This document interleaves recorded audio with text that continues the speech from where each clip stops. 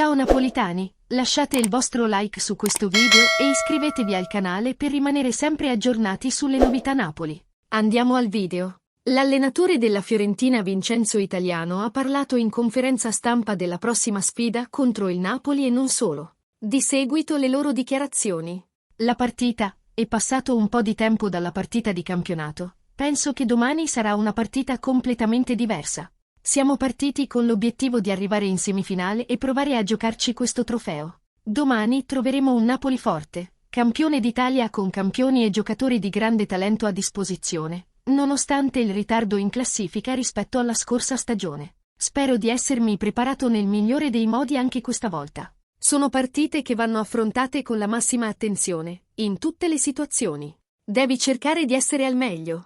Questo ti lascia con il percorso che hai intrapreso l'anno scorso. Le finali le giochi per vincerle. Per cercare di non commettere questi errori bisogna avere una mente diversa.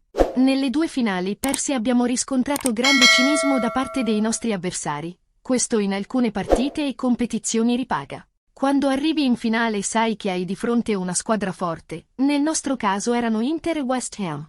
È un gioco diverso dagli altri, va giocato con attenzione e praticità. Consolidiamo principi e situazioni. Domani penso che tenere la palla possa essere una strategia. In difesa sappiamo come comportarci. Domani non potrai fare a meno di pensare a soffrire il meno possibile. Non permetteremo al Napoli di colpirci con i palloni. Sul mercato, credo che di questo se ne sia già parlato in precedenza.